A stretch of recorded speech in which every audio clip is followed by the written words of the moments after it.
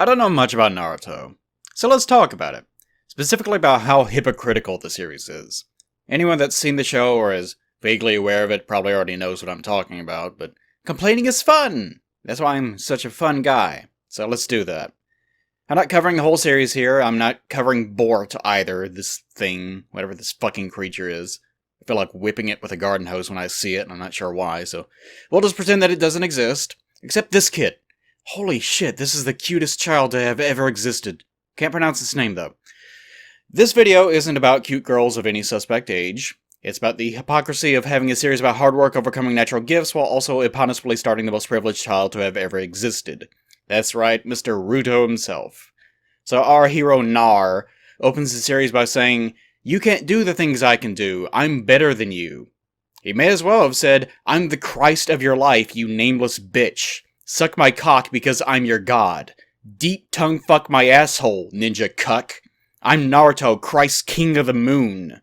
He may as well have said that because he's not wrong. You see, the lesson Naruto tries to preach is that even if you aren't born with amazing gifts, hard work and ingenuity overcomes these things. This series is going to help me prove the opposite is true, because it does that Japanese nonsense of recycling characters and events because Asia thinks that history repeating itself is incredibly literal for some reason. However, I'll be the first to say that if your story has a main character, the friends and foes alike should be a reflection of your main character's ideology in some way. Take a look at Batman. Two-Face is a mirror of the dichotomy of choice that Batman deals with every day. Scarecrow is a mirror of the utilization of fear that Batman also uses. Hugo Strange is a mirror of obsession and personal ascendancy. Hush is a mirror of the path Bruce took from childhood to vigilante, and so on. That's how you write stories. You orient your characters along a line of thought, and explore the natural variations and outcomes of each interpretation of that line of thought. Naruto actually does this pretty well. Most of the characters, even if they are reincarnations or overly literal rehashes, are reflections of Naruto himself. This is good. What's bad is that Naruto is wrong. Here's why. I'll bring up some things from up until the end of the series, but let's focus mainly on the Neji fight, since that's when this presumed lesson on nepotism and Randian hubris culminates before the author probably began to realize how contextually stupid it was. Let's establish our players. Neji and Naruto are mirrors in this instance. First, Naruto. But which Naruto? There's a lot of different Narutos in the series. Jiraiya is a Naruto, Obito is a Naruto, Hashirama is a Naruto, Tsunade's ugly little brother is a Naruto, Sai's brother is a Naruto, Naruto is a Naruto. Too many Narutos. But my favorite Naruto is this guy. I say this guy because no one knows what his name is, because he's so unimportant. I know who it is. Yep. So this guy makes a big deal about caring about Naruto when everyone else hates him, because they're so similar. His parents died when this big dog that lives in Narazanus ate their house and, took his parents by the legs and chew-toyed them against a mountain. Hey, it's rough, buddy. So he grew up without parents, and he also was stupid and had no talent. So to get attention, he acted like an idiot. And as everyone knows, pretending to be an idiot is a sign that you're actually an idiot and don't know it. He's like, "Hey Naruto, you also are an idiot, and your parents are skeletons, so I'll teach you how to fail." And so he did. Flash forward for a second. At the end of the series, Naruto is basically a living god that fought the matriarchal creator of the entire species. She's a tree from the moon or something. I don't care. What's this guy doing? Just jerking it.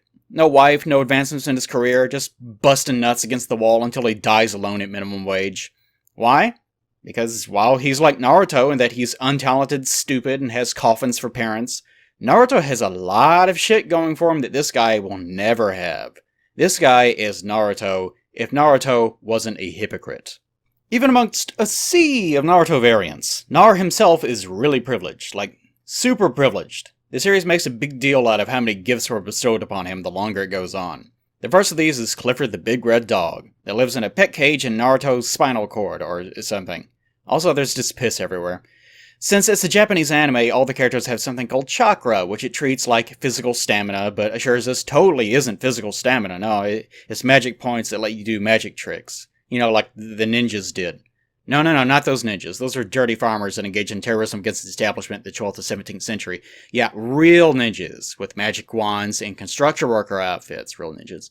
So, Clifford has a lot of magic, and when Nar runs out of magic from doing stupid shit, which he usually does, Clifford will give him more. How much more? Kinda just however much the plot needs. So, you know that Pokemon thing where the animal wins the match, and then everyone is like, wow, that trainer sure is strong, even though he didn't do anything? The show does that, with Naruto and his dog's magic powers. Naruto does something stupid, and then the dog bails him out, and all the people around Naruto are like, wow, Naruto is so good at becoming a ninja now. He's so strong because his number is so big, I'd better believe it. Let me give you one example. Okay, our heroic traffic cone is tricked into stealing some secret library book and learns the signature move to make shadow clones. Which, judging from the name, I guess are clones made from shadows, since water clones are made from water, and mud clones are made from mud, and cum clones are, well, whatever. Naruto learns to do this and immediately makes like 100 clones, after reading the scroll for a few minutes. Now, we learn later that being able to make more than a couple of these things is supposed to be really hard, since it uses up a ton of magic points. So how did Naruto make so many? Dog powers. The whole point of this is that the basic form of this trick, making a normal clone, and don't ask me what the normal ones are made of, I don't know, is something Naruto can't do at all. Like, there's a distinction between somehow normal clones and shadow clones. Shadow clones are apparently some secret technique invented by the objectively best Hokage, since it was on a forbidden scroll, and is described as a technique only taught to high-level ninja. Although even kids recognize shadow clones when they see them, and other villagers also use and recognize shadow clones as being a mundane trick, and enemies from all over the ninja world also recognize and use shadow clones, so I guess it's not that secret. But point being, Naruto can only do it because he's cheating. He even gets told later that he's garbage at it, because compared to his teammates, he wastes twice as much chakra as he needs to. He's just dumping huge amounts of energy into the move until it works by force. Coincidentally, Naruto doesn't even know what chakra is early on. He's not only stupid, but he also never studies. The thing about Naruto is that he says he tries really hard, but we never really see him trying. There's one sort of flashback where he's doing crunches in his room or something. I don't know, he's fucking stupid. But he absolutely refuses to learn the fundamentals of ninja magic powers, unless it's a physical activity involving repetition. I think he has a spectrum disorder of some kind. It's a core part of his character that he doesn't understand basic shit. But he wants to be Hokage, who is like the president of Ninja Town because he's the best fighter, so he does all the paperwork. Seems pretty stupid to me, but Naruto won't shut up about it. But he's also too lazy to figure out how to be a ninja. That's like me screaming that I want to become the greatest artist who ever lived, and when the teacher tells me to get out my number 2 pencil, I'm like, what the fuck is a pencil? So he's not only stupid, but he's also really lazy and entitled. He actually doesn't want to be Hokage, he just wants people to pay attention to him. And being the guy who does all the paperwork is the best way to do that as far as he's concerned. Even at the end of the series, everyone agrees Naruto basically has to be Hokage now. But they lock him up in a room and force him to study for a couple of years because he still doesn't realize that a Hokage is just a desk worker. All the characters also agree that Naruto has no talent, skill, or ability of any kind. People say it so much, I got tired of tracking it in my notepad of timestamps. Anytime someone follows it up by saying, maybe he does have some skill, it's almost always right after he burned a shit ton of chakra. Really, anytime anyone is impressed with anything Naruto does, they're actually complimenting how much magic Clifford has. Safe to say, Naruto should have died very early on in the series. He definitely would have, if he wasn't cheating by having an endless amount of magic points. And that's just what we know about Naruto in the first part. Let's talk about its breeding. That sounded gross. Let's talk about his family's history of slamming frothy sex holes together. That's better. His mother was an Uzumaki. Sounds like a car, but no, it's a family lineage that are all born with shit tons of chakra. Mito Uzumaki was the previous Jin Cherokee? What? Ira Hayes? She had Clifford the Big Red Nine-Tailed Fox in her lady parts. She married the first Hokage, and her granddaughter was the 5th Hokage. Clifford then went into Naruto's mom when that lady died. Naruto's mom was naturally gifted with even more special chakra than her family of special chakra wizards, so she was triple gifted. Naruto's father was one of the most powerful ninja wizards that had ever lived. He had space-time powers. While most people are just throwing bombs and knives, this guy is traveling through Einstein-Rosen bridges. He also had tons of chakra, had sage powers, had the highest intelligence scores in the village, and also was the 4th Hokage. Speaking of bloodlines, boy, is this a subject. It's basically the entire foundation of the series, so it's hard to pace this one out. But there's a thing called a carrot pan pie. What? Genkai? Okay, so carrots, right. If you got a carrot pie, it means you were born with a superpower no one else is allowed to learn. No matter how hard they try, they can't have it. I guess the creator realized it's boring if everyone uses the same moves and needed a way to explain it. So that's kind of the ultimate biological privilege in this universe. Some people are just born better than you are, and their families can use powers no one else can. Sometimes you can shove their body parts in yourself, but the power doesn't work as well. You should have just been born with it. Naruto's mom also had one of these things. She could make glowy chains or something. I don't fucking know. It's fucking stupid. More on those later. But just be aware that it's something else Naruto was potentially born with. Funny thing is, although he, in theory, could use his carrot pie chain thing, he never does. Because why would he need to, I guess? We see from this dumb bitch that you apparently have to awaken it, so I guess Naruto never got around to it, since, he didn't know about it. Or he's just stupid, I don't know. Take your pick on excuses, but he should have a bloodline ability. So, he was born into a royal family that married back into royalty, since the king of Ninja Town is elected, not necessarily inherited. Even though all the Hokages have always been related to one another, other than Kakashi. So, Naruto is related to all the Hokages. His father was a Hokage, his mother was a relative of other Hokages and had a god inside of her, and family superpowers, and Naruto inherited all this. In addition, Naruto was also trained by a bunch of legendary people. First by that guy, ungifted Naruto, then Kakashi, who would later become the 6th Hokage, then Jiraiya. Jiraiya was trained personally by the 3rd Hokage. His team included the future 4th Hokage, as well as the central villain of the first half of the series, who killed the 3rd Hokage. Jiraiya himself was offered the job of Hokage 3 times.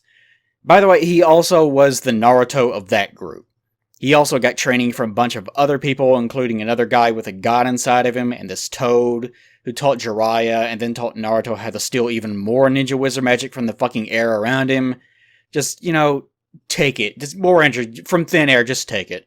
So Naruto not only was born with superpowers, but also was trained by an incestuous supergroup of kings and gods.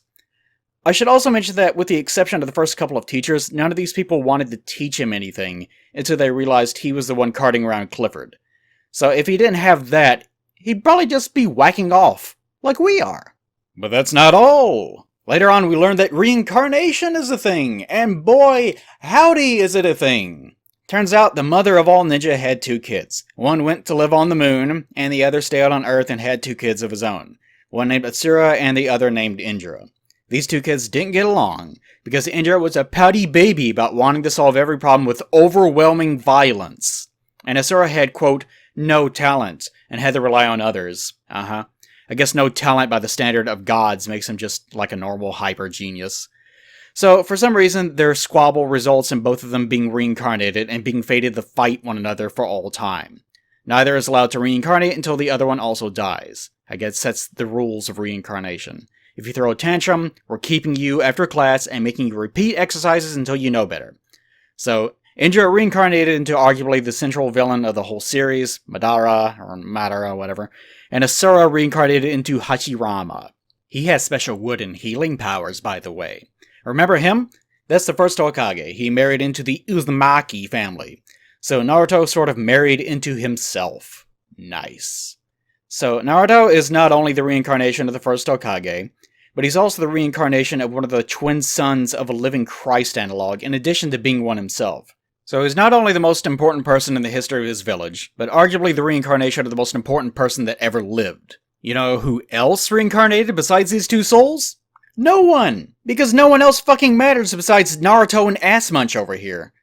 So let's go back over everything Naruto was given, not earned, given.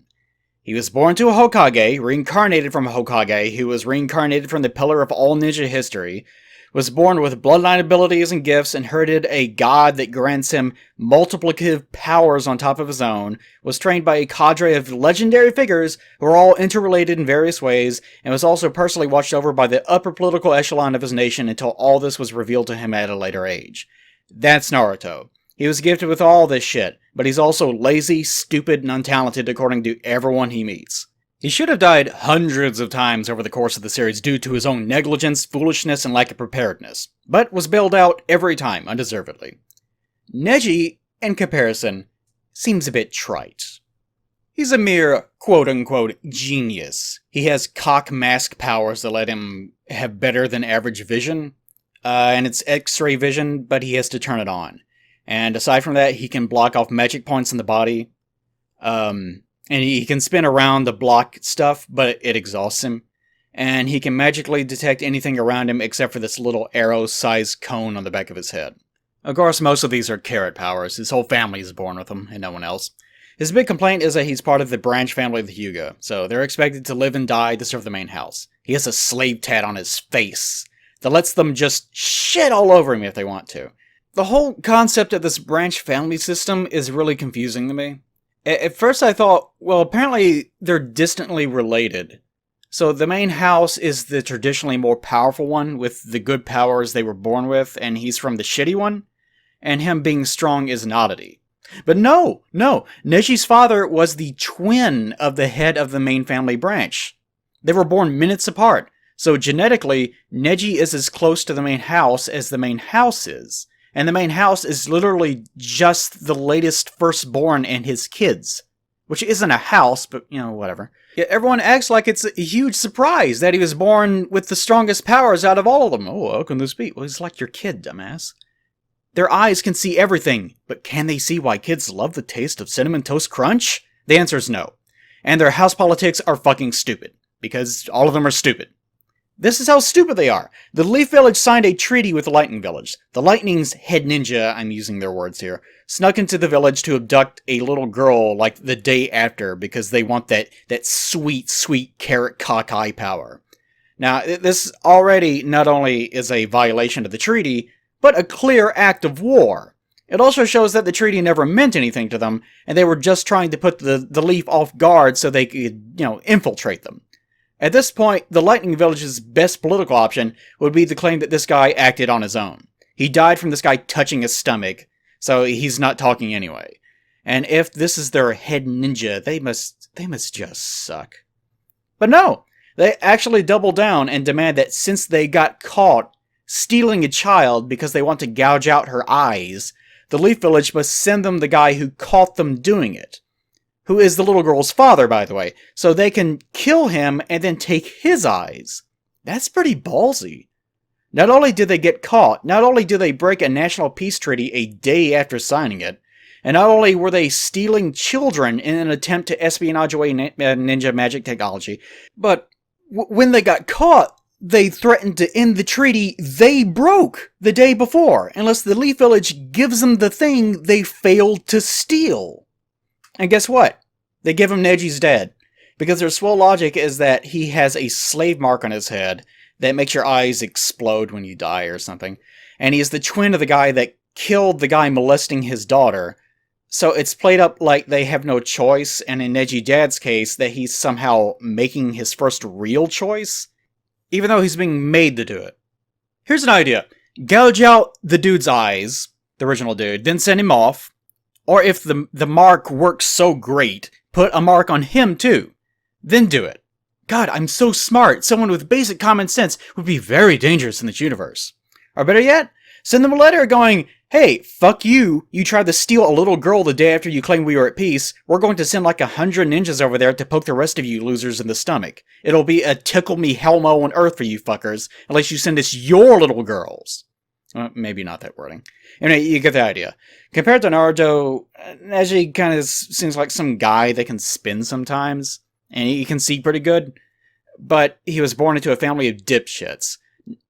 Not much compared to Moon Christ King Naruto. But in their fight, Neji is seen as the guy who was born with super privilege, and Naruto as the scrappy underdog. Naruto vs. Neji, the lazy, untalented, stupid underdog god versus the slightly gifted champion. But before we get to this fight of the century, let's go back over some other fights. Let's see how those play out. There's a lot of theming going on here. Fight number 1! Naruto learns Shadow Clones after 5 minutes because he can just dump tons of magic into it rather than learn it properly. The moral is that he's not a monster or something, despite exhibiting monstrous powers and behaving like an antisocial monster. Fight 2! On the way to this fight, they get ambushed. Naruto gets poisoned and will die if he doesn't get out the poison by bleeding himself. That's not how poison or your blood works, by the way. He does so after making an anime speech, but does it too hard, so he'll probably die of blood loss. but his dog powers make him heal instantly anyway. In the actual fight, Kakashi gets trapped, so the only objective of Nar, Sus, and Suck is to get Zubaz to move slightly. Through a rare instance of thinking, they manage to force him to move a little bit. Kakashi then uses his stolen bloodline power to win the fight. The moral is that people, even kids the same age as Naruto, are sometimes more innately talented than even adults, although we learn later that the outcome that upsets Naruto was completely fabricated. Fight 3. Butt Chug fights Boy Waifu Ice Magic Knot Princess, a boifu, if you will. Boifu has a carrot cake that lets him make ice mirrors that you can't break for whatever reason, and you can go inside them like valve portals. For some reason, Queef Lips just can't walk out of the damn thing, and everyone just stands around and watches. Whatever. Naruto shows up and puts himself in the trap because he's just fucking stupid. Most of the fight is just demonstrating their bloodline powers, which make them stronger than everyone else. The weak always lose to the strong, says Boifu. Naruto responds, I'm not like you. Naruto then uses dog power to skilllessly overpower his opponent and win. Ava Braun does nothing and cries over a boy she's never had a conversation with because she thinks he was born with the best genetics in class. The moral is supposed to be that, ninjas aren't just tools in a fight in which they win by using ninja animals as external tools. Fight 4.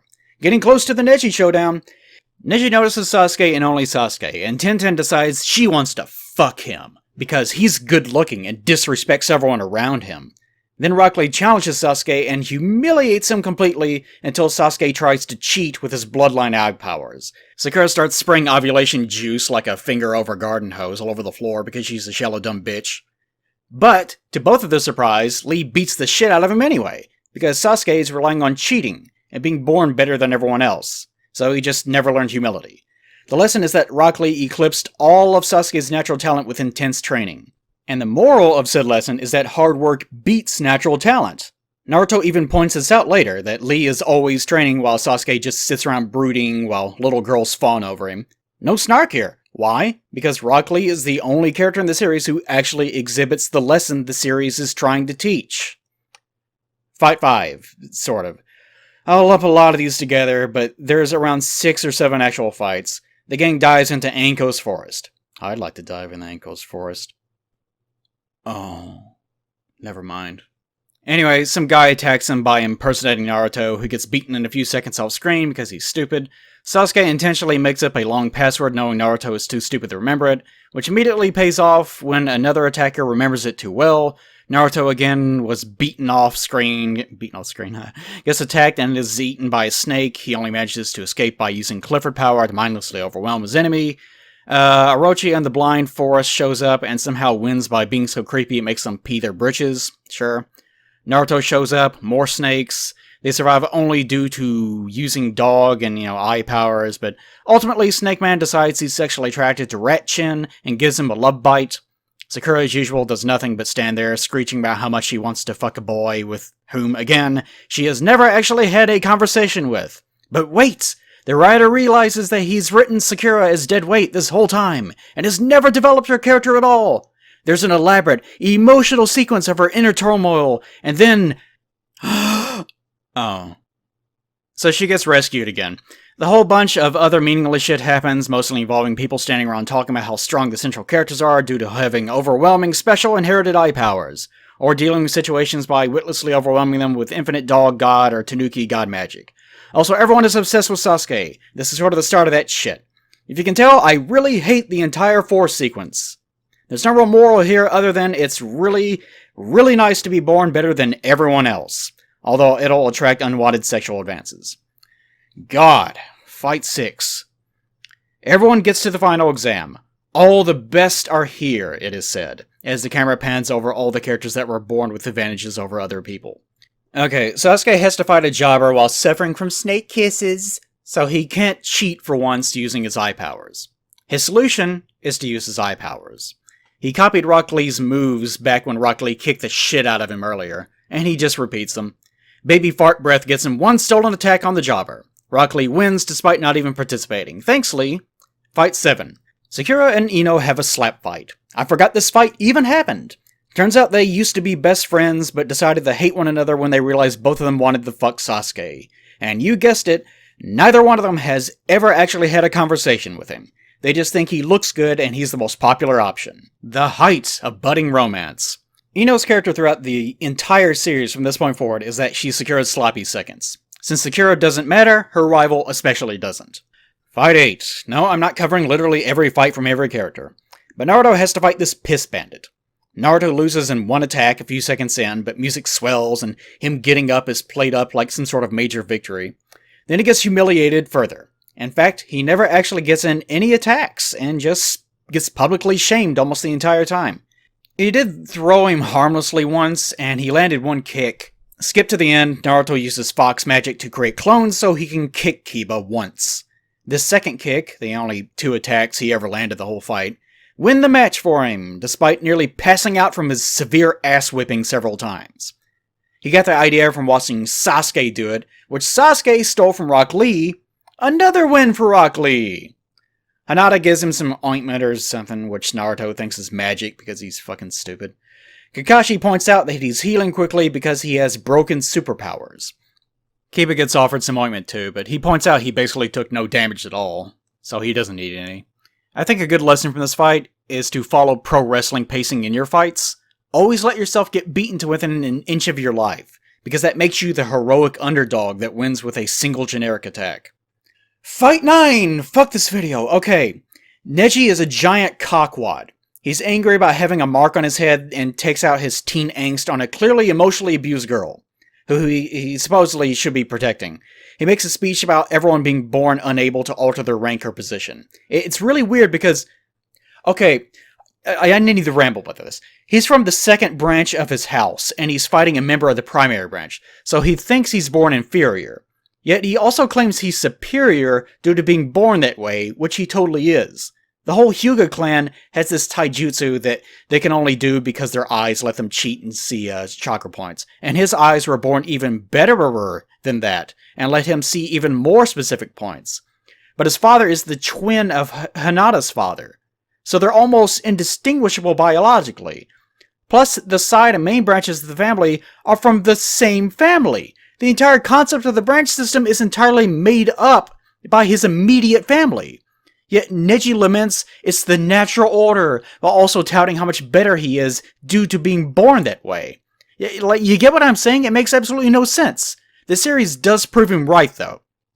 Being born better makes you better, even if it takes a while. Neji wins. There's no immediate lesson. Neji throws some more tantrums, and Lee, his own teammate, says he wants to prove a hardworking dunce like him can win over the genetically gifted, royal-born Neji. But also says Naruto winning wouldn't be that terrible either, although he doesn't know Naruto was born with all this other shit. Fight 10. Fight 10, the best fight in the series. You probably won't hear too many arguments about that from many people either. Gaara is another Jin Cherokee, like Nar is.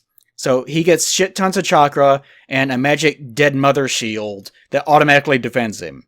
In fact, thematically, he has so many gifts working for him that when he fights, he tends to just stand completely still, while his sand and numerous layers of armor do all the work for him. His brother, an incredibly hot sister. Good God, she's awesome. I love her. Kind of reminds me of someone.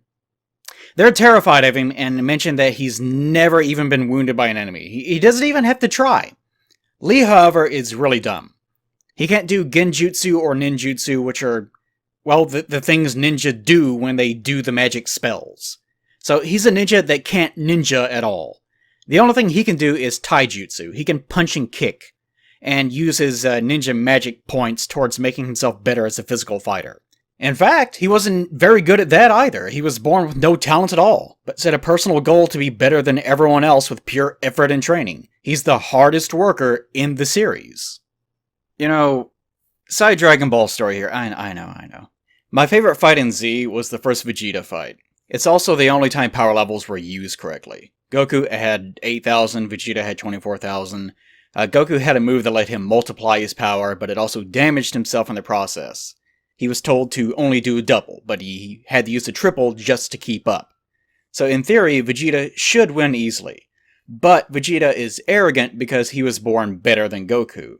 It's that surprise that lets Goku win their little engagements, despite being completely even in power. but the blowback from trying to catch up damages Goku to the point that the damage he deals is irrelevant. Vegeta gets so angry that he gives up on the fight that he probably would have won, and tries to blow up the Earth. Goku has no option and pulls a quadruple to overpower Vegeta, but completely fucks up his body in the process. Vegeta, despite losing that engagement, probably still would win easily in the long run due to how badly Goku had messed himself up just trying to overcome his own barriers. But Vegeta is so entitled that he throws a tantrum and transforms because he's not used to fair fights. The arc not only mixes the mechanics of that universe's combat, but also the characters and themes that play in the series up until that point. At the end, when literally everyone but one person is passed out or crawling across the dirt trying to hang on to life, you really get the feeling that the outcome was earned and it was an interesting one to follow. Gaara vs. Lee doesn't have a lot of ups and downs, but it does do the same thing. Gaara is so privileged that he can just stand there and do nothing. So Lee has to damage himself to overcome the barrier of all of Gaara's natural gifts. He becomes so much stronger than Gaara that he's able to shatter not only his defenses, but the entire sense of invulnerability and self that Gaara walked into the fight with.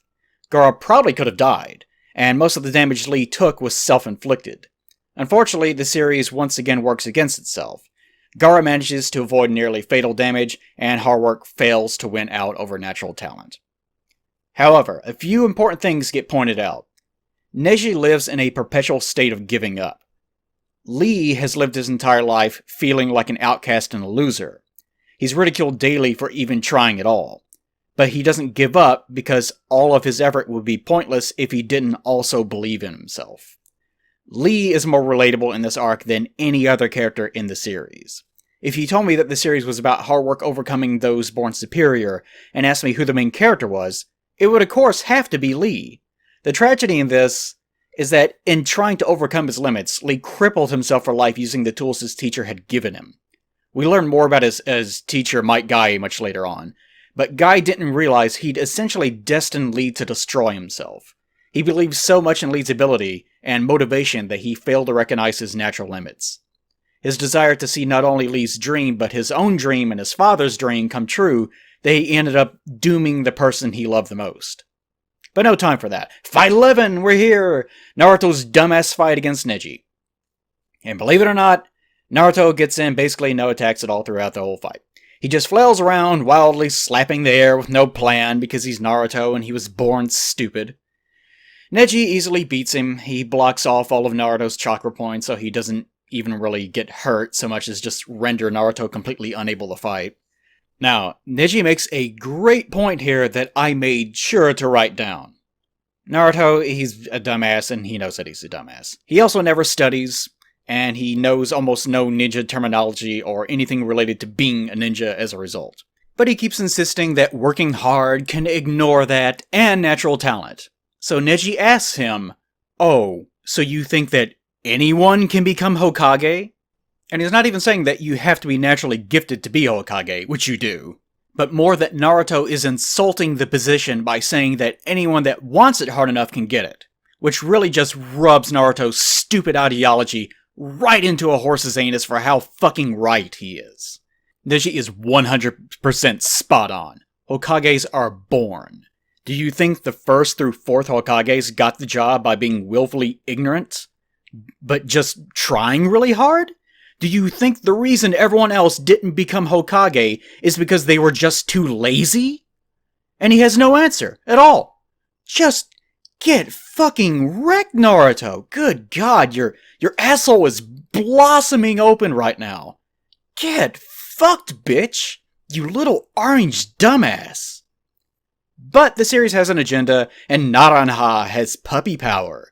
The Proctor completely ignores that Naruto has been incapacitated for about 2 minutes, even after Neji repeatedly tells him to either call the match or start counting because that's your fucking job. So the plot cheats.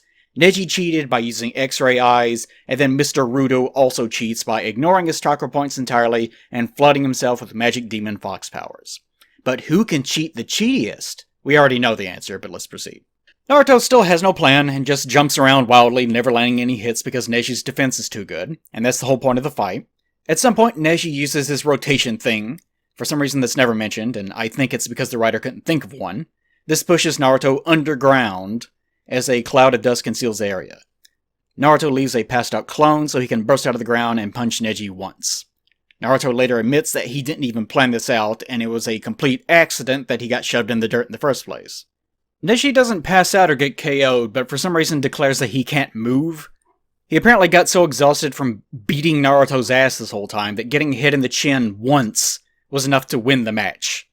So even if Naruto hadn't hit him, wouldn't he have lost if he was unable to move due to having no chakra?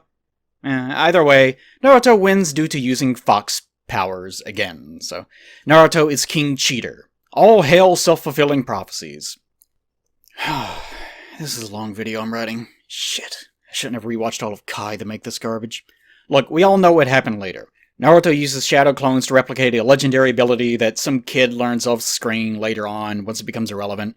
He has to be told that using shadow clones multiplies your experience bonus, which lets him start getting years of experience in hours. His political connections give him the best training money can buy. His Fox powers let him cheat through most problems or gain advantages no one else is ever allowed to have, and so on. Naruto eventually becomes Hokage, of course, because, hey, Hokages are born, not made with effort. Especially when all the Hokages, excluding Kakashi who was put there due to nepotism, are related to one another, you have noticed something is up. These shitty kids are flinging knives at one another at the start of the series. And the third Hokage fighting Orochimaru was declared Hokage-level combat, and he just sort of flips around and uses a monkey as a stick. At the end of the series, moons are being thrown into the planet as their energy forms kaiju that fire planetary-level atomic explosions from their mouths. I didn't even go into detail about the eyes. You know what the Rinnegan does? Not very clear, is it? It stays on all the time without the need for chakra. It lets you see chakra and chakra points. It lets you master jutsu almost instantly. It gives you the ability to use all 5 nature elements at once. It lets you create invincible receivers that can transmit chakra and be used to seal chakra and damage those that attempt to touch them. It allows you to read indecipherable text. It grants immunity to the highest level of world-level genjutsus. It grants further access to the 6 paths technique, which are 6 powers, including control over gravitational pull, the ability to mechanize one's own body, the ability to extract human souls, the ability to summon legendary beasts with infinite energy, the ability to absorb all chakra used against you, the ability to read minds and control others like puppets using chakra receivers and allow you to experience their vision as your own, and the ability to revive the dead. Also, it allows you to summon the corpse of God and create chains that enslave other gods. Furthermore, it can allow you to manifest invisible counterpart clones of yourself that can interact with the physical world, or to teleport yourself and other objects around you in your immediate vicinity, create portals to other dimensions, or turn people into snacks. But that's all. You don't want it to be too overpowered. So, and that's just the eye. Should I list off all the different powers and variants all the other eyes have? How about the powers you get for possessing the cells of both reincarnates of the Sage's 6 Paths genetic line? No, really? Well, okay, if you say so. But just like Kabuto said, in the shinobi world, those without talent are nothing. But those who lack talent can just steal it from those who do. It nearly allowed him to go from a talentless orphan to waging a winning war on the entire world. So yeah, nice summary, Kabuto. Because that's exactly what the series turned into. Legendary eyes and historical figures being stolen, sublimated, or manipulated into doing the bidding of other legendary or major historical figures. There aren't many cases of characters in the show coming from nothing and being great figures on their own. Everyone is always a product of genetics or, reincarnations or nepotism. The people I can think of, like the 4th Hokage, Naruto's dad, don't even have a backstory though, they just exist because they need to, for the sake of other primary characters. And even the 4th was said to have been born a genius with extraordinary talent. Honestly, the best examples are Kabuto and, Conan maybe, the paper girl? But she's just a henchman for Pain, and Kabuto stole all of this stuff. He didn't really work for it exactly. Although he did study for it, I guess. My favorite example, however, is Might Guy. They figure out that Madara can only be dealt with by using taijutsu, like punching and kicking him. So Might Guy opens up all 8 gates and just kicks the shit out of Madara, who at this point has all the Rinnegan shit in addition to his own broken powers, and a lot of other shit he stole from other people. And Madara gets so fucking hype about how strong Guy is, that he declares it the most fun fight he's ever had in his life, and unlife for that matter. He then declares Might Guy to be the greatest taijutsu expert to have ever lived. And Guy was the son of a loser, a perpetual genin. His father might die. He was a glorified janitor that even other adults made fun of, until the day that he died. A shame Rock Lee was allowed to impossibly heal from an incurable spinal trauma in one day, only to have a dumb comedic fight and then be practically forgotten from the series. He did go on to, via parthenogenesis I guess, produce a son named Metal Lee. I guess Lee is memorable enough to the writer to pass on his shtick, but not important enough to have an actual romantic love in his life. It's all very sad, because when you think about it, the person that embodies Naruto's original theme the most is Rock Lee. He wasn't born with any talent, he didn't get any special treatment from anyone famous, he worked extremely hard, harder than anyone else. He overcame obstacles with sheer guts and determination to be better. And even against an enemy said to have never been injured, he came close to killing them. Even the 8-gate system is not unique to him or taijutsu experts. It's no carrot. Just imagine how much of a problem any of the other main characters would have been if they had also known how to open their gates. No, Lee is entirely a self-made everyman. He truly is the main character of our hearts. Hearts. So fuck you, Naruto. You hypocritical, stupid, lazy, entitled asshole man-baby. The show says a lot that he has a strange special power to become friends with anyone almost right away. Yeah, that's called plot convenience, and it's bad writing. And you're a bad person. And this video will probably get flagged, stolen, or copyright struck by a Japanese studio because of their weird international fair use laws that let them seize anything they personally don't like. Bye!